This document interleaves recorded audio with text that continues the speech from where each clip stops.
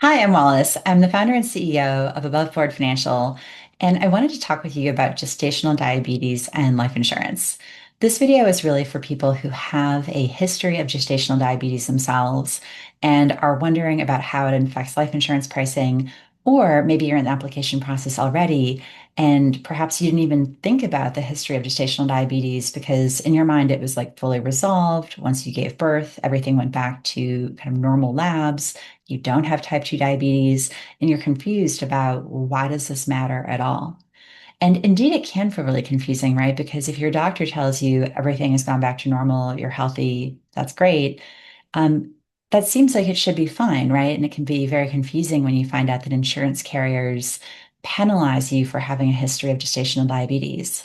And the reason for that is that there's a difference between how insurance carriers look at applicants and how doctors treat individual patients. Now, with your doctor, they're looking at you as an individual, whole person, and the relationship with you and your doctor can evolve over time, right? Like if 5 years from now you do develop type 2 diabetes, your doctor can treat you for that and work with you on that at the right time, right? And as the old saying goes, cross that bridge when you come to it.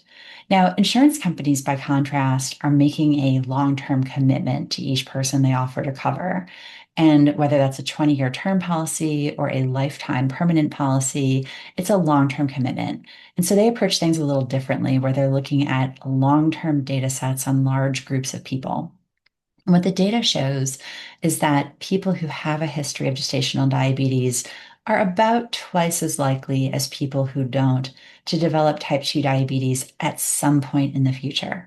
And so that's why the insurance companies will effectively penalize for having that health history. So, a reasonable question to be wondering at this point is what do you do about that? So, it kind of depends on what your goals are with the insurance and what your situation is. If you're a new mom, for example, and you've got a young kid at home now, and you really need that coverage, it's very important to lock in what's available today. Because God forbid if you died, that would be horrible. And then to say, like, oh, well, there was no life insurance because it was a little more expensive than expected, that's never a good idea. Now, what's important though is that if you do lock in that term coverage, it just means that you can't ever do worse than that policy. It does not prevent you from doing better. And in fact, there are some carriers that in the future, if you pass 5 years or 10 years with no elevated A1C or glucose, no diagnosis of type 2 diabetes, they will no longer penalize you, basically. Now, the trade-off is that at that future date, you'll be older, and all else equal, when you're older, rates are higher. So you kind of have to balance that, but we can help you navigate that, and we can always check to see, is anything better available for you? Now, we can also help you with carrier selection because this is an area where, based on the specifics of your history, some carriers can be much more favorable than others. And so, as an independent brokerage, we're able to shop a bunch of different carriers and figure out who's going to give you the most favorable offer for your specific profile. So feel free to come visit us at aboveboardfinancial.com and we'd be happy to help you with life insurance.